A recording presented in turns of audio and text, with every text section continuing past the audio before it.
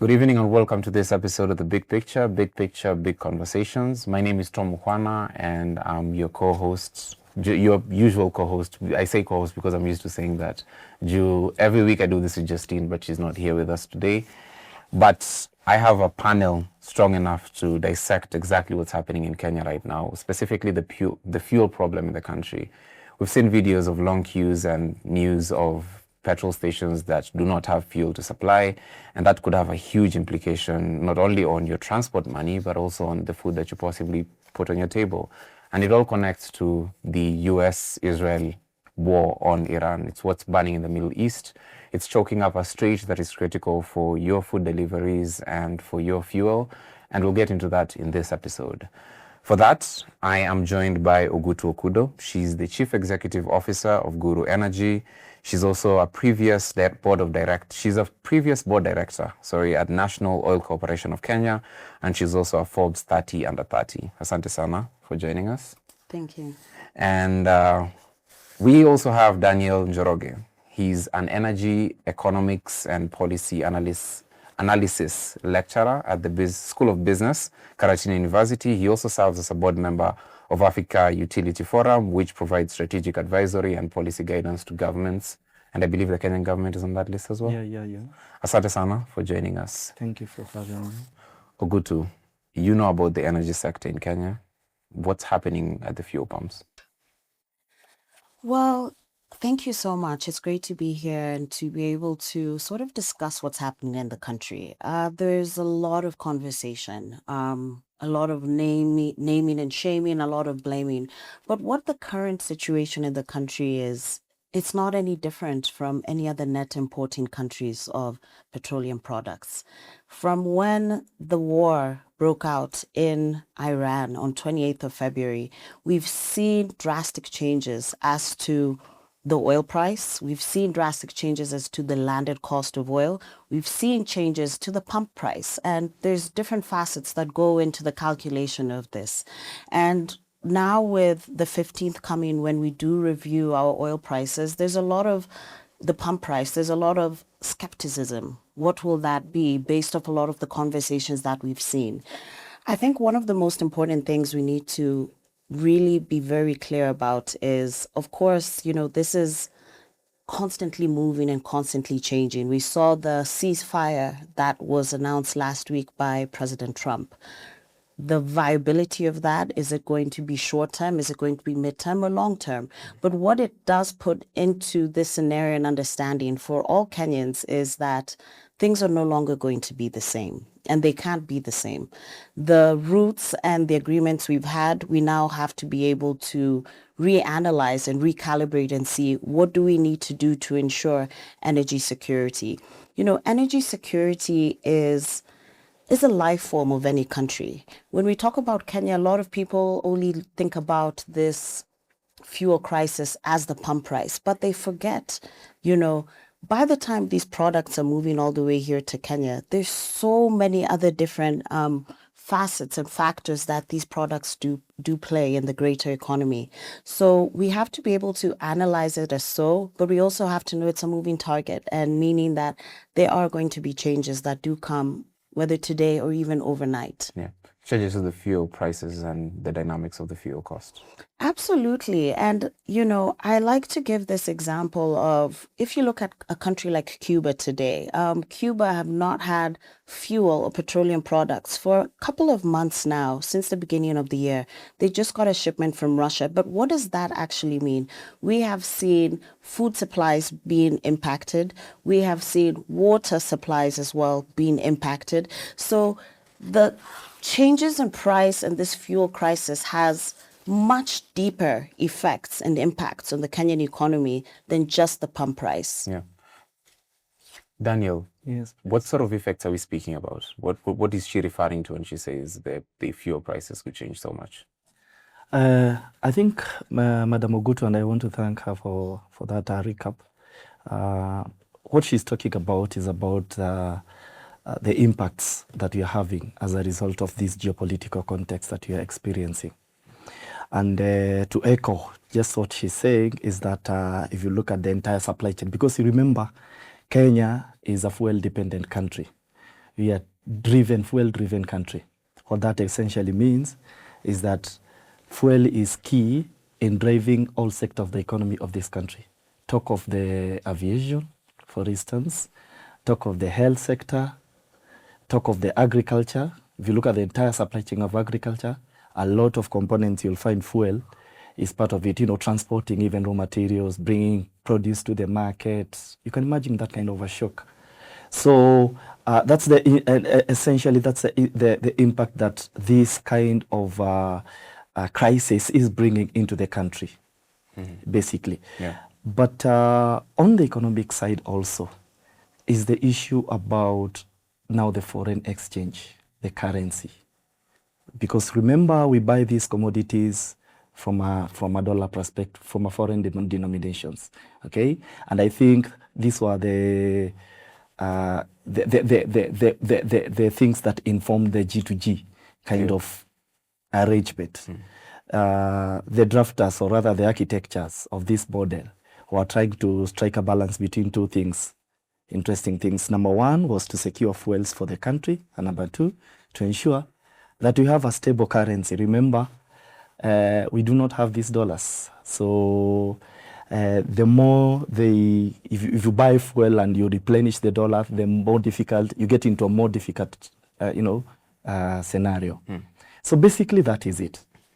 And is this, one big question that people are asking is this current fuel shortage in Kenya? That's the big question in this whole episode. Is it man-made? Or would we have an actual fuel shortage?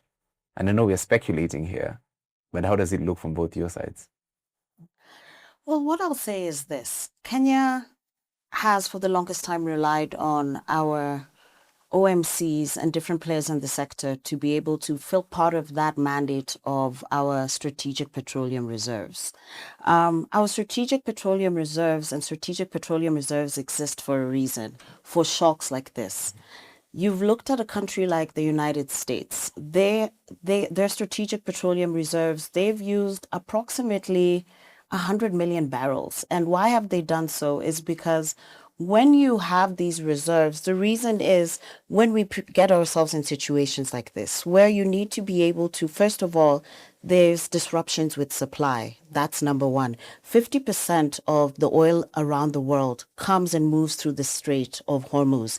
So automatically there is going to be a crisis for fuel. If you look at Madagascar last week, just declared a state of emergency due to this fuel crisis. So we're not alone. We're not the only country that's been impacted. However, for us to say there is a shortage and a man-made shortage, I would differ on that. And why I would differ on that is because this is not our first fuel crisis. When I was sitting on the board of the National Oil Company in 2021, 2022, we also faced a dire fuel crisis here in this country. And there were different things that were taken to mitigate this. Of course, there's the subsidies which had happened in the past, but now the government is trying to maneuver and see where do we exist. The only way we'd be able to know fact for fact is through the announcement of what our stock reserves are currently. But at the other side as well, you have to be very cognizant of any person who is a business person, and whether you're in the oil sector, you can clearly date and you can see the oil price has definitely moved. So what you're buying at and what you'd procure today versus a few months ago is going to be very different. And that cost has to also be considered. It has to be considered. Secondly, again, when you're talking about the economics around, by the time with the pump price, you have to also look at some of these geopolitical factors that are coming into play, and as well as the logistical factors. As we all know, I'd like to believe is in economics, we talk about demand and supply. If anything impacts supply, if anything impacts the supply, then you're going to see the demand may move, the curve may move the other way or another certain way. So these are some of the things that we have to be very cognizant of. If you were to personally ask me, is this a man-made crisis? I would decline to fully say it is a man-made crisis, yes. Would you call it a man-made crisis? I want to believe when you're saying you mentioned man-made here, you're talking about artificially generated. Yeah. You're talking about maybe marketeers holding fuel. Hoarding fuel, I yes. think that's what you're talking about. If you're talking about man-made, I also want to believe maybe you're talking about maybe failure by policy makers, maybe institutional challenges, or what other corner call failure systemic challenges. So if you're looking at it from a point of institutional challenges, some a bit to some extent. If you're looking at it from a point whereby you're looking at systemic challenges, we've seen, paper letters flying, the revelation by media about who CS wrote what in respect to who authorized what and who waived what, all those kind of a thing.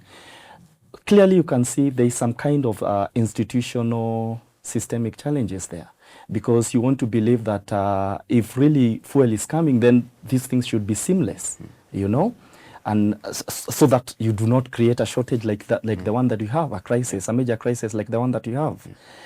If you're looking at it as a man-made from the market here, and again you mentioned this, you talked about speculation. We do not have that.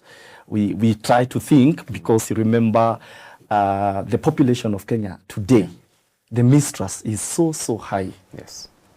So that could be from that point, and it's incumbent upon government now to come forth. I keep giving this situation because it has come to the energy sector most time. And I'm not jumping the gun into solution. But one way in which to cure such things like mistrust is to come forth and give information prior.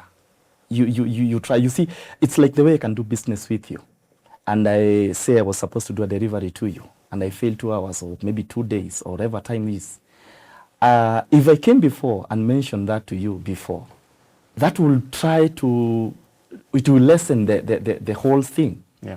And still have the confidence that you have with me, and sooner or later deliver. So I see a lot of challenge in that area, particularly in terms of information concealing. There is a lot of information asymmetry, if you may call it that, and Madam Ogutu knows this very well. Because if we talk today, we do not know, until recent, when the CS Energy talked about the amount of energy that we consume per day, 5.3 million tons. No Kenyan knew that. Yeah, these are things that maybe can be able to be very real-time supported, maybe in data for IPRA. Yeah. If you look at IPRA, that is a regulator, maybe IPRA should have that, and any Kenyan should know at what point do we have what fuel. You see that kind of a thing? Yeah. For coming and having that foresight helps a lot. Transparency. But I've always opined this, in developing nations like these ones of ours, there is a lot of conceal of information. I don't know what the sense. In fact, I've actually come up with an argument, and I'm thinking a question that we should interrogate as Kenyans. What is the essence? To what extent does these clauses, and Ms. Ogutu knows this very well, it happens so much in the electricity sector. When you have PPAs that, and then on the footnotes, have these confidentiality and non-disclosure clauses. To what extent do those clauses promote public good? To what extent? Yeah. So whose interest do they serve then? Yeah, whose interest do they serve? Yeah. That is the question that we are asking. It is the same now in the oil sector, for instance. So if you don't know how much you are falling short of the oil, or how much strategic reserve we have, so how then do you? And that raises the mistrust again that you're talking about. Yeah. Yeah. So people do not trust that the government is taking care of them as it should. All right. Yes. And the other question then, since we've got into the G2G agreement, I'd like to lean on you for this answer, Ogutu. What problem did that solve?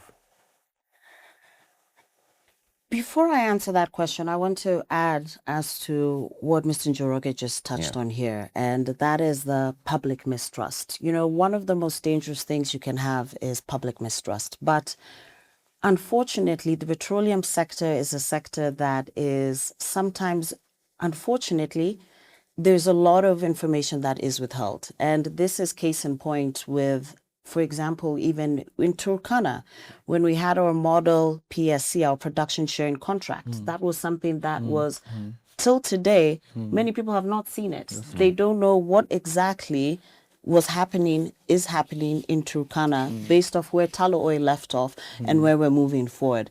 So I really do actively support what he said about let's remove the red tape. Let's explain this thing to Kenyans, because at the end of the day, what is the role of the government? The government is first meant to be an enabler, but second of all, the government is supposed to protect the socioeconomic rights of every Kenyan. And those socioeconomic rights are just as simple as also the right to electricity, the right to energy. So when we're talking about these PSCs and not being able to see them, we're talking about some of this fine print in some of these PPAs. I really do implore the Ministry of Energy and Petroleum to be more forthright when it comes to data, be more forthright when it comes to a status of understanding what's happening. I will commend them in one occasion, though. We're dealing with a situation that we did not see coming. And they tried in their best ways to be able to fix a situation, because we're fortunate, right? I went to the pump earlier today. I was able to get some fuel. I'm a farmer. And being a farmer, I understand the importance of petroleum products. I don't use solar in my farm because, as many people know, solar is very expensive. 80%, 90% of solar panels are all manufactured in China. So by the time you're trying to set up something even in your farm, you realize the costs are much more expensive versus just getting diesel or petrol. So how am I impacted today? I'm impacted because the price of fuel is going to go up. So what I was paying for a liter that would have maybe watered my avocados for 4 days, now may be able to do 3 days. So the impacts are far-reaching.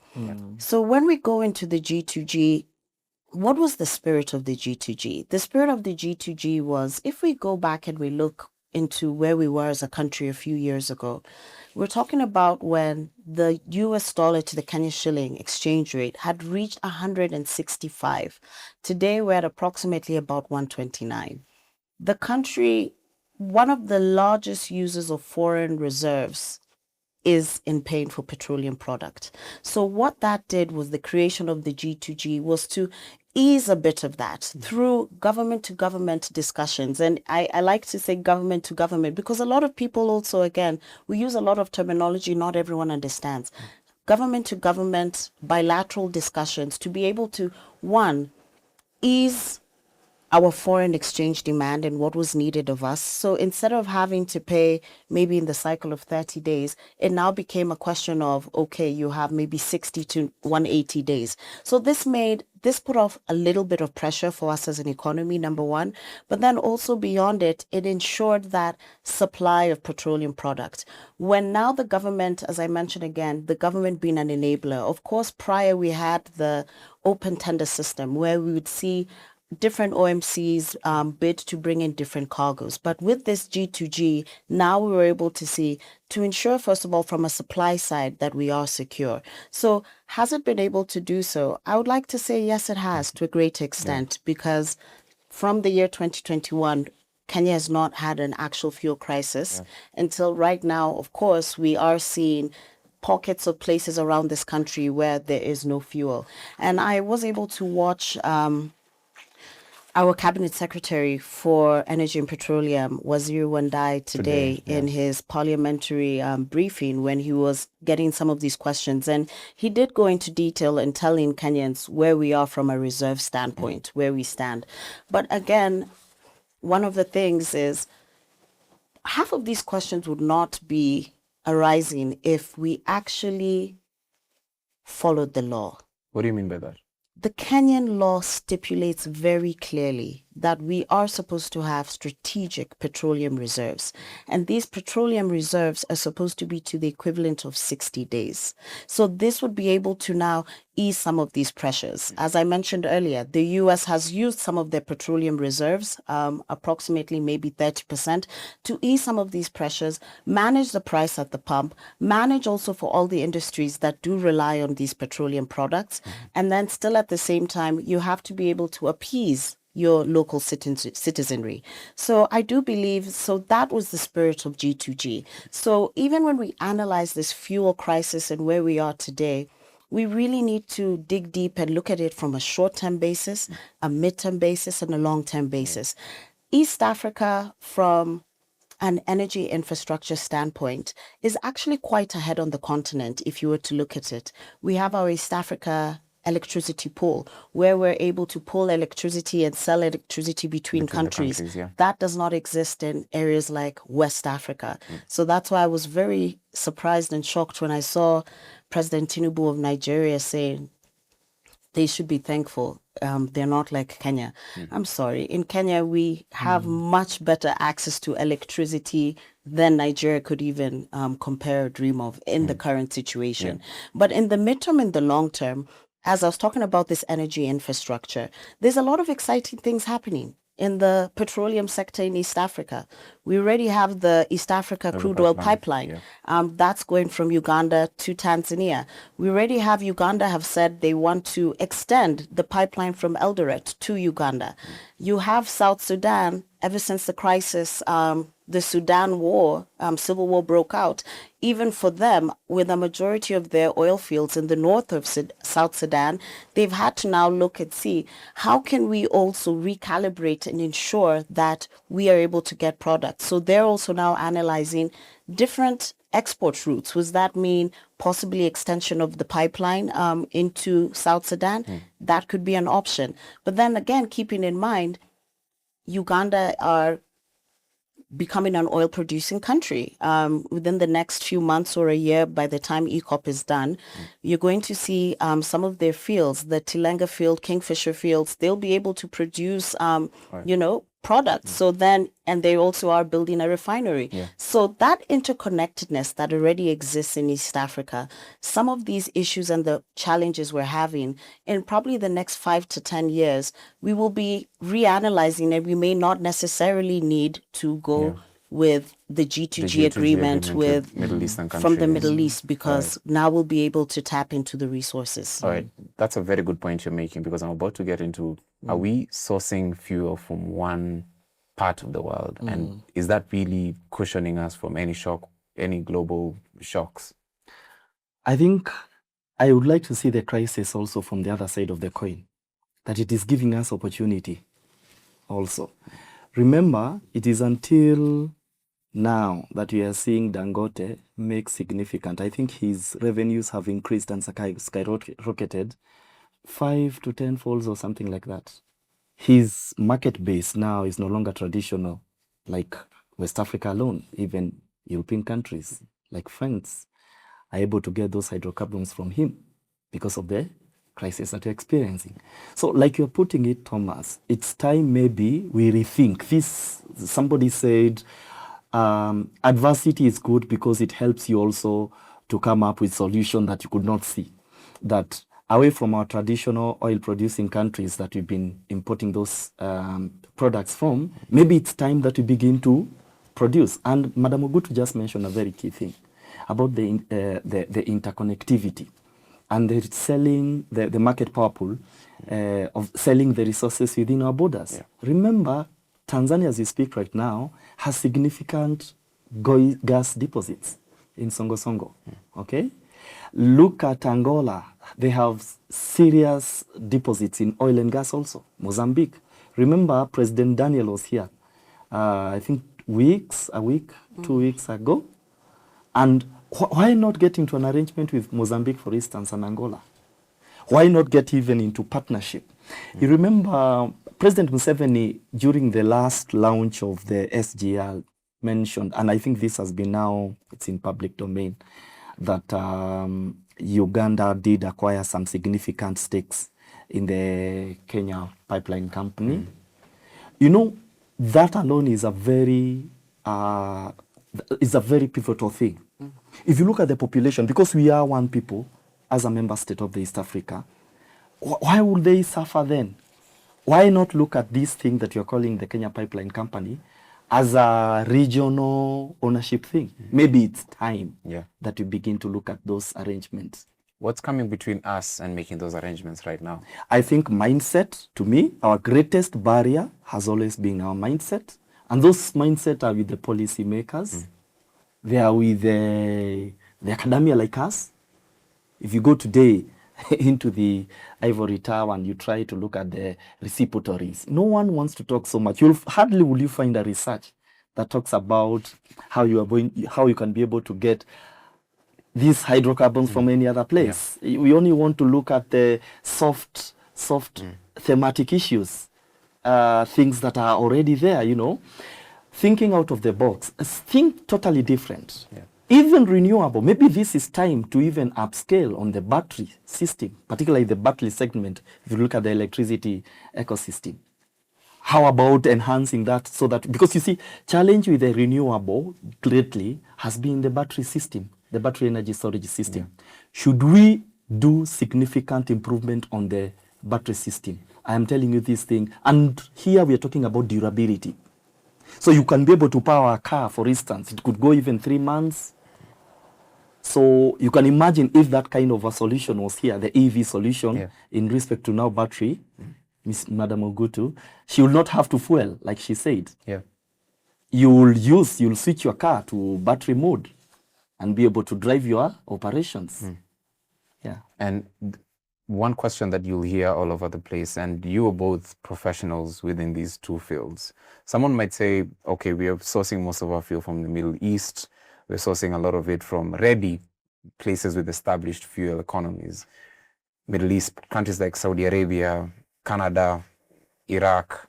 Canada, not so much, but I would say Iraq, United Arab Emirates, Kuwait, the ones that are being bombed right now by Iran because they're Western allies. But Venezuela has a lot of fuel reserves. Why don't we look at them? Why don't we look at Russia with its fuel reserves? Well, all those options are absolutely there. But I think one of the things we have to appreciate is the logistics around it, right? If you're going to, where are our closest ports that we can get petroleum products from? Again, all of these costs eventually are calculated into the pump price. So if we now extend the distance of where we're sourcing our products, that may also have some change because based on different areas, things are priced at a different price. One of the reasons why a lot of people, not a lot of people, but why the Middle East, oil and gas there in the Middle East, and not forgetting we also have oil and gas here in Kenya, in Turkana, and we have a lot of ambitious plans. But it's for our oil here in Kenya to be profitable, the oil price has to be at a certain price because you're talking about what would be the cost you would get to pull that oil out. If I'm not wrong, I remember it should be between $60 to $65 for it to be profitable for us in Kenya. But when you're looking at to bring 1 barrel of oil, for example, in the UAE, you're talking about equivalent of less than $15 for them to do so. They're okay if at $15 is the oil price, they'll be very okay. When we look at countries like, you've talked about Venezuela. Venezuela is even far. We have Nigeria on this side. One of the conversations I always employ when I go for some of these conferences in West Africa is East Africa and West Africa are not speaking. We're not speaking. That's true. We're not talking about infrastructure. Nigeria as a country has enough natural gas to power up the whole of West Africa. And that's a country with 250 million people. 250 million people, we're talking about an East African market of potentially 300 million people. So when we're constantly looking outward, it's time, I feel, and especially right now, for us to look inward. And keeping in mind with some of this fantastic infrastructure that we're talking about happening in East Africa, what are we doing to connect West Africa, Southern Africa, East Africa? We need to make this a logistics hub. We need to make the logistics of petroleum products around the continent be near independent. We have the products on the continent. We now need to ensure we have refineries, we have pipelines. The other day, I sit in the business committee of the University of Aberdeen, where I went to school, and we are constantly looking at the business case of decommissioning and the business case of the energy transition. The North Sea in Scotland, where a majority of oil exploration and production has happened in the United Kingdom, they're now on their, is it the 236th licensing round? Kenya is entering its first. But 236 licensing round. Look at that country, look at ours. You know, this is the power of what oil and gas can also do. It can leapfrog you from an infrastructure standpoint. Where we are on this continent right now, we're building pipelines, we're building roads, we're building bridges. We are at an industrial revolution point. Yeah. And that is going to also need a lot of heavy energy, a lot of baseload energy. Renewables are fantastic. And Kenya, we are so proud as a country when we travel around the world and we have such a great case study of a story for renewables, talking about up to 80% of all our energy generation comes from renewable products, right? But the reality and the base of it, and I really appreciate what Mr. Njoroge said here regarding this battery energy systems. We need to ensure these battery energy storage systems are being used to the right capacity. If you look at KPLC and you see a lot of the runaway costs that are put back to Kenyans, is because they don't have adequate battery energy storage systems. And that would ensure that even in off-peak times or in peak times, that extra energy that we are generating, let's say it's from our geothermal in Rift Valley, we're able to we'll be able to store it adequately to make sure it's used. So those are the questions we need to also ask, and we need to also get answers to, because yes, we're having a fuel crisis, and usually what does happen is, for example, if we don't get enough access to enough energy in one day, Kenya Power is then going to be able to lean to some of these diesel-powered, sources of energy, and which is first more expensive, which is not the right way. If we're going from a sustainable, cleaner energy. But again, for myself, it's less about that clean energy side. Of course, keeping in mind, Africa, 3% of global carbon emissions is what we've done. We need to industrialize. We need to leapfrog. But also, the story and the rhetoric of governments should do this, governments should do that. The governments know what they need to do. The laws are there. The policies are there. The national oil company is supposed to be importing 30% of all petroleum products. Why was that written there? Why was it put into essence? Because they were able to foresee and understand crises like these. You want to ensure, again, government is an enabler. You're supposed to enable for businesses to run smoothly, people, Kenyan people, foreigners to be able to further live their lives as the norm. Yeah, that is true. And one of the issues, again, when we look at this is, why is it Kenya is losing a lot of investment to other countries, again, like Ethiopia, for example? Because it's cheaper. The cost of power kilowatt hour is cheaper there across. So even for us as a country, and, I have to give Kenya a lot of props, with no bias being a Kenyan, but we've done a great job how far we've come. We are a regional hegemon. We are looked at when you put on, CGTN and you're looking at the news from China and they're going to analyze Africa.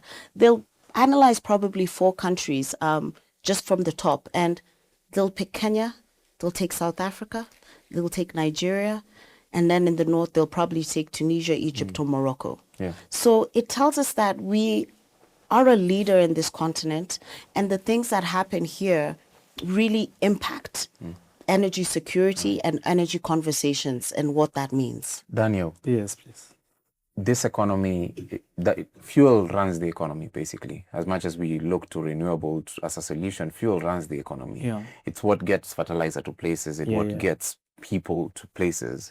Some offices are now having to consider remote or hybrid working arrangements because fuel is becoming expensive. It's harder for people to get to work. It's not even expensive. It's not there to begin with. How does this then, I know we've gotten into it a bit earlier, but how does this affect the entire economy? From if you zoom out and look at the economy, how many areas is this touching? So it has an impact on our GDP, basically. If you look at the composition of what GDP is from all sectors of the economy. I'd like to give this. You know, when we talk about hydrocarbons, we only confine our mindset to fuel.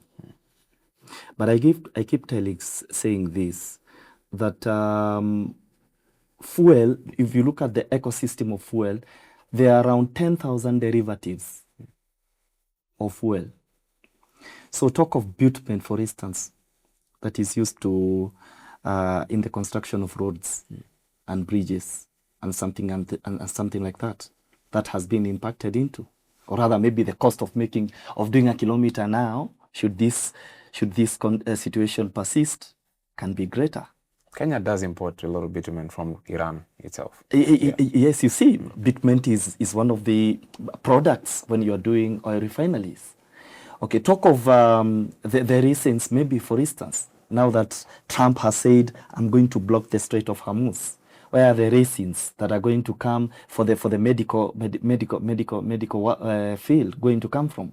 You remember these coatings that do medicines? Those are products from oil and gas. Look at other maybe coatings that are used in the petrochemical industry, paints. So it is a whole range. It does an impact on our GDP, like you did say. Even agriculture, like you said, we've mentioned this. Health, a lot of all these rural facilities for health. We only talk about level 5 and level 4 and level 6 for referral, the highest Kenyatta. But we have level 4, 3, 2, which most of these usually are run by maybe a standby generator or something like that, because there is no power connected into those areas. So even when we pride ourselves as a country that has greater connectivity, we still have some pockets, particularly. Go to the arid areas, places that have sparsely populated regions. The power is not there. The lines don't line that side. In fact, in northern Kenya, we run this thing that we call the Kenya Solar Energy Program. Power there and most of the grid there is usually oil generated. So Kenya Power runs generators that power the population in those areas. So you're talking about impact on health. We're talking about impact on agriculture. We are talking about maybe even acceleration in GDV, gender-based violence. You know, when you look at a challenge are never generically neutral. They impact highly on women and maybe kids, boys and girls, than it is for men. You can imagine what can happen when you don't have power, when you don't have street lights, when you don't have an ambulance. So a young girl has been raped, she cannot get medication quickly because there are no fuels, or maybe there is no response from the police or the security organs that are supposed to go and do.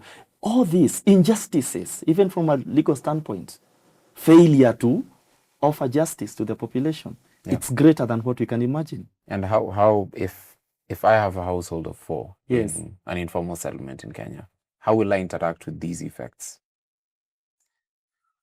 You want to take that?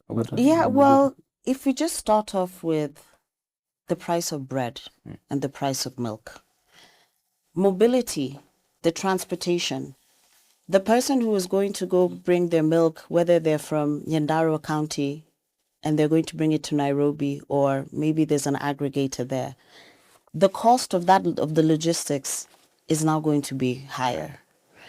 That bread that you consume and you go and you buy that pack of bread, the factors of production that go into that making of that bread have now gone higher. If you're talking about the maize flour, because you're talking about the maize flour from the person who siagas that maize, they're going to need more petroleum product to do so. So it cuts across completely to every single person. And then not forgetting, even as Mr. Njoroge here has mentioned about GDP, one of Kenya's largest importers of tea is Iran. So right now we've seen in the last few weeks at the Mombasa port, you've seen tea going bad. Yeah. Again, the Middle East is one of our export routes for a lot of our products, whether it is products or it's even services. We have people who also work there. So cutting in between that, you're also now talking about the challenges are far-reaching. If the factors of production for me running my business go up, that means then I have less profit. Maybe I might have to cut the costs. I have to cut my operating costs. That impacts my employees. That is true. Because businesses are meant to profit. And if I need to profit and I need to break profit, I have to be able to reanalyze and relook at things. So the impacts are far-reaching. Yeah, that is true. The impacts are very far-reaching. I'm looking here at the Kenyan fertilizer import sources, and Saudi Arabia is on top of that list. Iran, Turkey, Russia, but if you count Turkey, then I assume it's passing through that strait that is now blocked. And if you look at Saudi Arabia, it's being bombed, so they're obviously not exporting, and they use the same strait. That means then that the breadbasket of the country is under threat, which is like the biggest contributor to the GDP. Not that, because the service industry is the biggest one, but it's where a lot of the government subsidies, everything is going to. That's the main focus of the government. Our largest employer is agriculture. Yes. Over 80% in this country is from agriculture, is where people get employment. One can't really overstate how big this is going to impact the Kenyan economy. But Daniel, what's the geopolitical play here? What's the end goal for Kenya? Are we following an ambiguous standpoint, or who are we standing with in this case? I think we are a net receiver of whatever. The geopolitical play is basically between the big boys.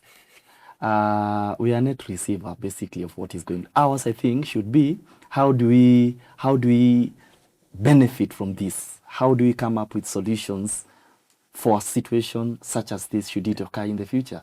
I think that's where it should be. Because, of course, the sentiments by maybe Israel and Iran and US may not have so much. I remember there's this one that I think it was president of Mozambique. Zimbabwe, Mnangagwa, was being asked about that. And he said, you know what, Venezuela is so far from Zimbabwe. But you see, the ripple effect of whatever can come out of there will still get to you. The dollar that you may require, will be in short supply, for instance. So mine, I want to look at it as what is it that we could be able to do now to come out of this hole that we are finding ourselves in as a country. And then what would we then need to do? Well, first of all, there's been a lot of interesting things that have happened in the continent in the last 1 year or so. Africa is taking ownership further of its raw materials and products. So what does this mean again? So this means going back and, is it horizontally or vertically aligning and ensured?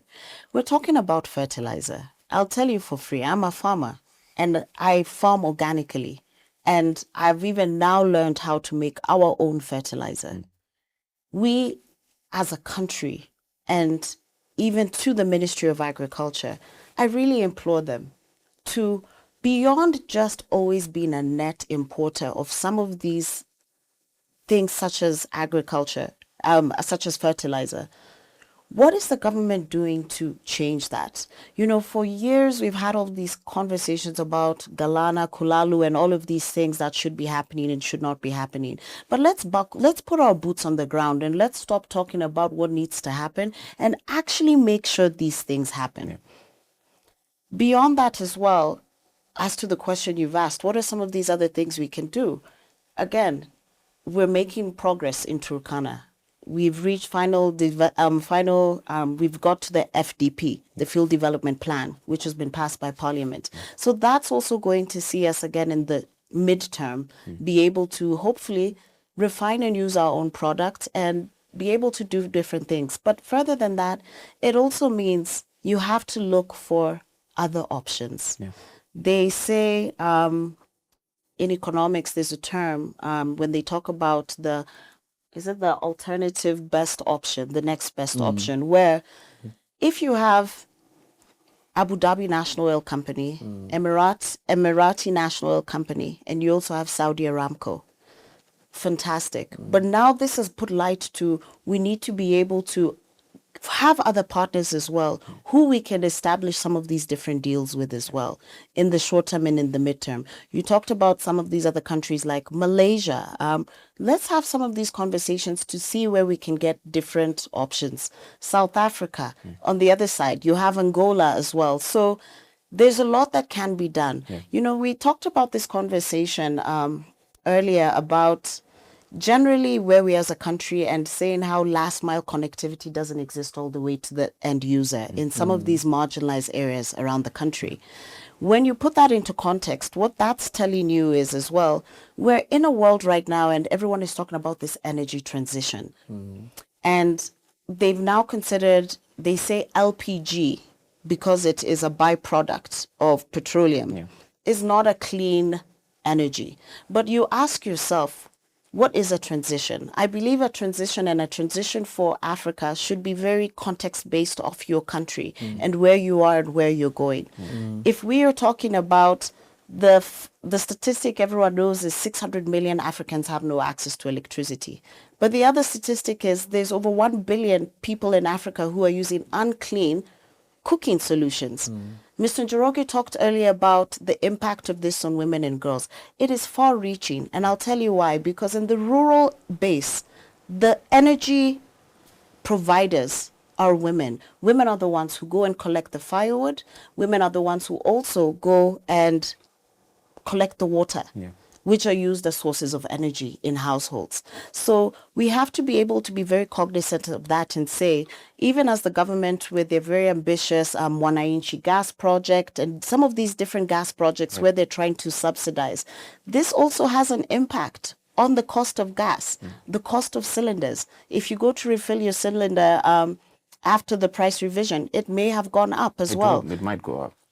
And that has an impact as to the strides we're trying to make as a country to move to clean cooking. A lot of people assume when we discuss clean cooking that, oh, it's just in these rural areas.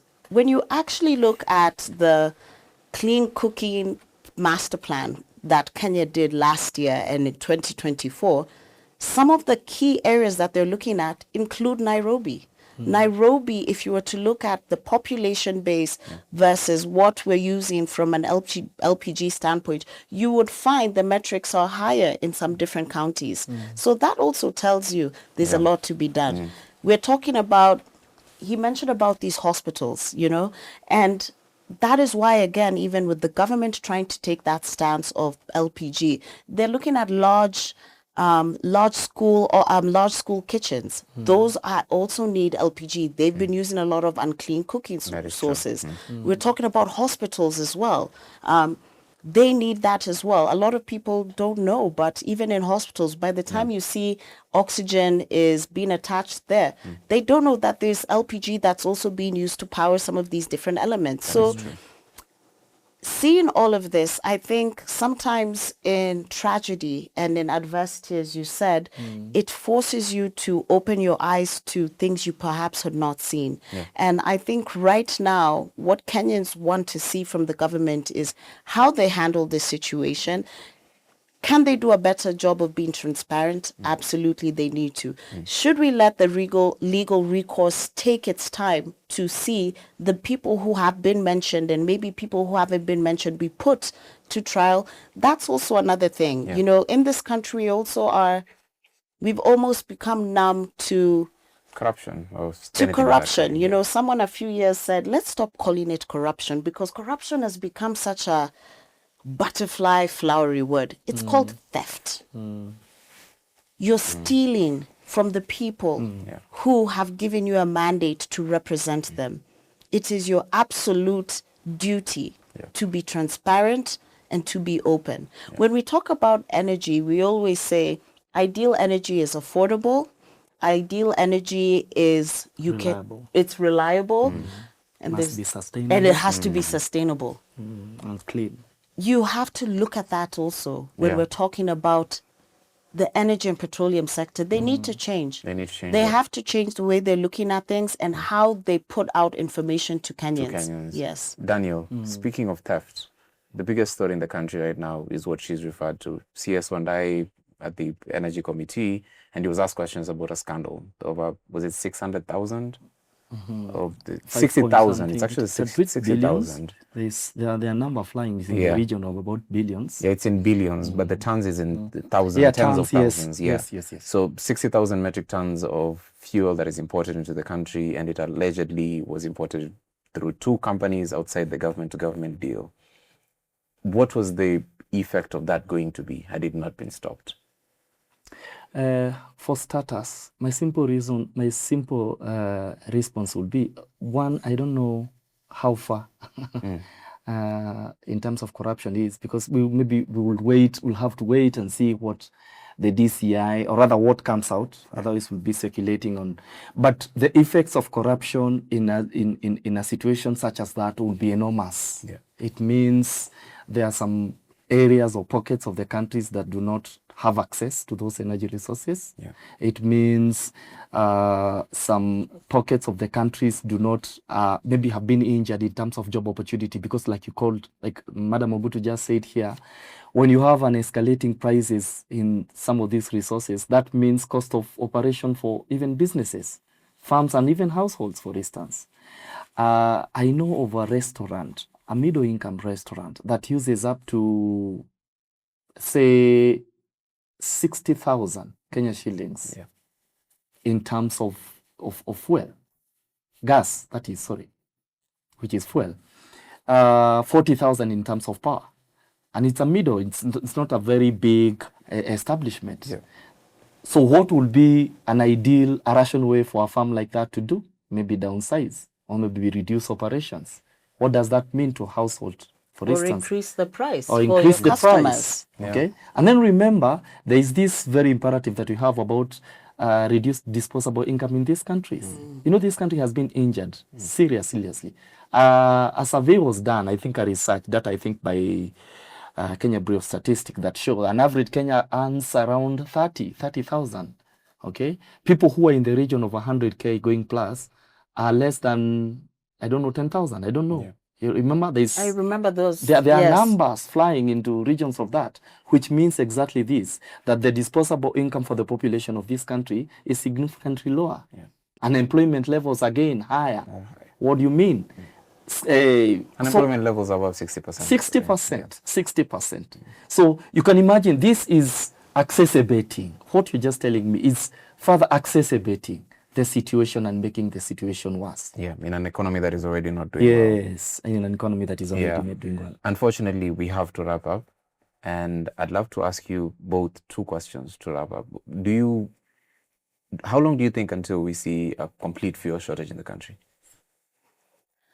Well, we'd hope not to see a complete fuel shortage in the country. That is what the hope is. And I think this is why we hope when we have some of these conversations that also some of the, you have a great audience, your audience goes all the way into civil society, government, and different decision makers. And I hope that when they do tune into this conversation, that there are some elements that they can borrow and they can adapt into it. So from where we last left off, the data I did see, they said we have 16 days equivalent of petrol. We have about maybe 32 days of diesel and some of these other things. So that's where we are. But again, it all is dependent on, we are not an island as Kenya. We are a net importer. Yeah. And geopolitically, what happens around the world will always impact us, whether or not we are directly or indirectly involved. So we're hoping not to have a fuel shortage. We're hoping that at the pump, everyone can be able to get products. But in the situation that does not happen, we also have to prepare for what that looks like as well. What happens if 16 days go by and the Strait of Hormuz is still closed?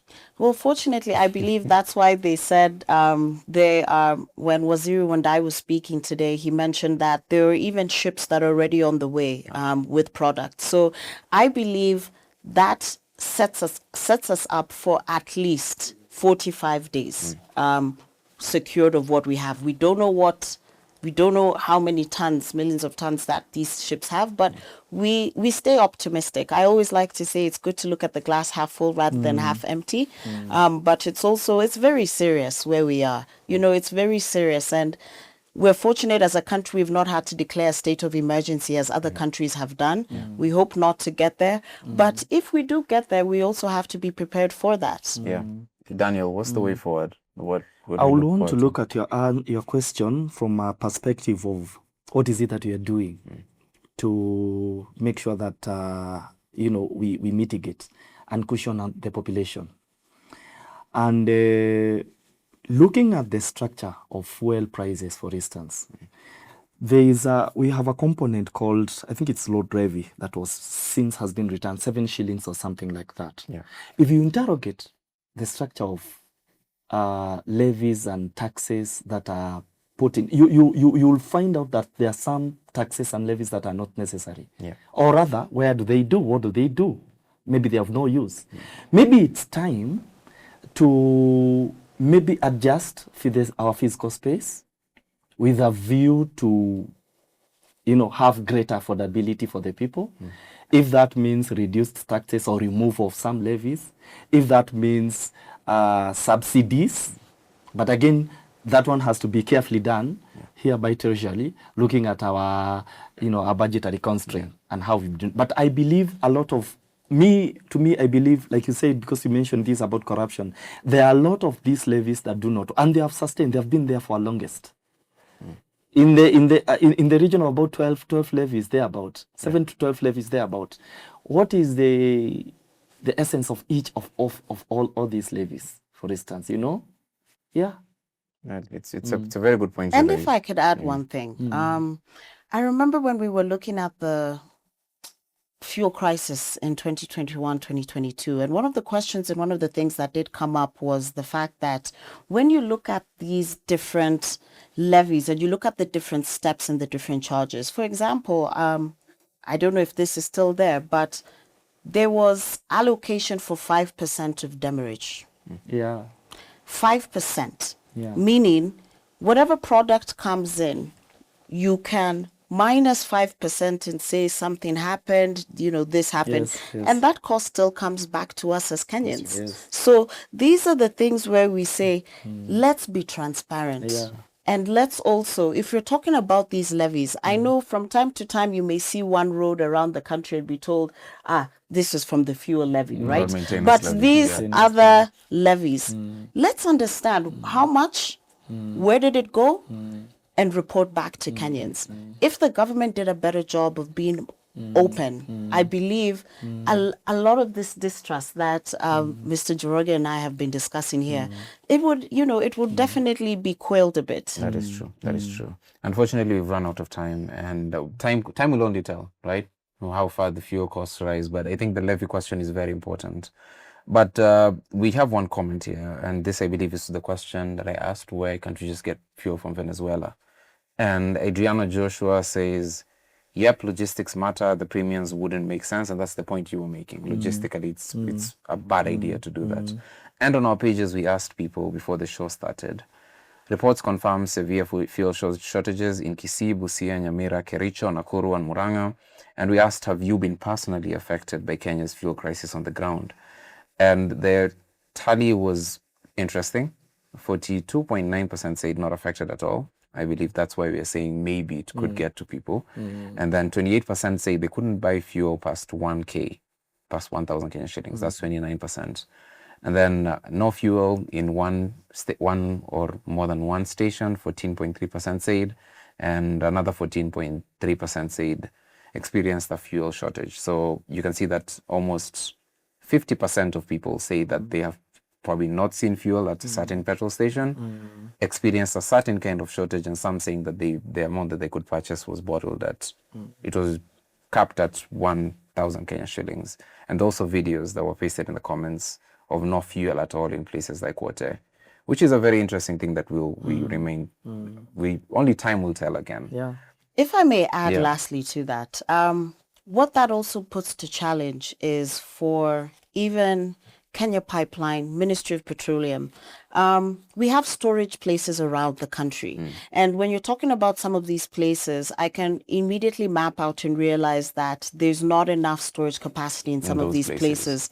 And logistically, again, we have fuel pricing points in this country, and we have places where we do store. So some of these places will be impacted. So this is a business case for the Kenya Pipeline Company, which again, now has gotten different shareholders. Is this going to be of a priority to all the shareholders? We don't know. But is it something that needs to be done in the short term, mid-term, and the long term? Absolutely. So by other places, you mean remote places in the country might suffer? Yes, absolutely. Absolutely. Because if you look at some of the key areas, I know Nyanyuki's fuel pricing point, we have adequate storage over there. We have Kisumu, we have Nairobi, and of course where it comes from Mombasa and Eldoret, if I'm not wrong. But now it's the areas in between there, because again, keeping in mind logistically. There was a time when we had, when even we have these fuel crises, if you're to look at the pump price here in Nairobi versus the pump price in Moyale, then you will see such a great difference. And I think that's again to the government, that it's important that you should not be penalized for where you live or where you decide to do your business in this country. You should, as the government, should enable you and make sure they support you to be able to cushion you for your business to run productively. When does EPRA announce new costs? 14th, which is tomorrow. That's tomorrow. Okay, we had this conversation a day early. It's tomorrow. I think it means we got to have another part two. Yes. Hopefully the strait opens up and you don't have to have it and things are okay, because it's not a happy conversation to have. It's not a happy conversation. But we've come to the end of the show. And as usual, we let you know about what's happening at the National Assembly and Senate and the avenues you can participate for bills or acts that are up on the table of senators or members of parliament. And the National Assembly has given you 4 bills to focus on. The Circle Societies Bill, the Competition Bill, all of these are amendments except for the last one, which is the Labor, Migration and Management Bill 2024. This is an entirely new bill. It seeks to some of the roles, not the roles really, but the things that this bill will impact. It's meant to apply to institutions such as private employment agencies, the recruitment of Kenyan citizens for employment in Kenya to a foreign country. So these are agencies that take people to Saudi Arabia, Kuwait, and all those countries for work. Migrant workers are also meant to be affected by this. But it's meant to do, I picked 3 things that are at the center of this bill. The bill comes at a time when the government of Kenya, you've had the President Ruto and Alfred Mutua, CS for Labour. He's spoken a lot of times about exporting labor to the country as being at the center of Kenya Kwanza's manifesto and their way forward over the next year and possibly the next term. And the program that is at the center of all this is called Kazi Maju. Over the last 2 years, you've heard of people going to Russia under these programs, people being duped for basketball agencies that are based in Russia and they end up in the front lines in Ukraine. You've also heard of people who've died after going to the Middle East, terrible working conditions. That is exactly what this bill seeks to solve. And it seeks to do, among other things, to strengthen the role of the National Employment Authority. It's already in existence, but for now, it's the national, it's a agency called NITA that is taking these people abroad and that oversees all these agencies. But the National Employment Authority will be able to register and regulate private employment agencies. I don't see that as a problem as long as this is actually done. And in Kenya, we have a good history of setting up good legislation, but the implementation is questionable. And secondly, it seeks to set up a multi-agency committee on vetting of private employment agencies. Again, these agencies that have allegedly scammed people from jobs are now going to be under a microscope that this committee will oversee. And it's meant to it's charged with vetting and approving applications for registration made by private employment agencies, the people that you contact for your cousins to go abroad in the Middle East for work. And lastly, deployment of labor attaches in these missions. A lot of the people who go to these countries and encounter certain problems find it hard to get any assistance from the missions abroad. And there's meant to be someone from the Labor Ministry that's meant to oversee that. And this is something that is important. On the surface level, it looks good to me. But if you have someone who works abroad, if you're looking to work abroad, if some of these jobs that the government is advertising in millions, it looks to advertise millions over the coming years. If that's something that interests you, go and look at this law. It's called the Labor Migration and Management Bill 2024. And you can send your memoranda by email to the CNA at parliament.go.ke. Again, CNA at parliament.go.ke. That is the clerk of the National Assembly. By Friday, 24th of April, you can also send in your memoranda through your petitions, and it will be seen by the National Assembly committees. That's, again, finally, you can do this until the 24th of April. That's Friday next week. Past that, you will not be able to be heard, but let your voice be heard, and that's this week's public participation. Gentleman, lady, unfortunately, we've come to the end of this conversation. We deeply appreciate you both coming by. Your expertise was very crucial for this conversation, and let's hope that the prices will remain stable as EPRA announces tomorrow. EPRA is in itself a big trouble because its Director General is being charged with crimes amongst others, economic sabotage. But that's it for the big picture today. That have been Tom Mukhwana. Justine may be back next week. If she isn't, someone will step in for her, hopefully. But see you on the next week. Big Picture returns next Monday. Bye.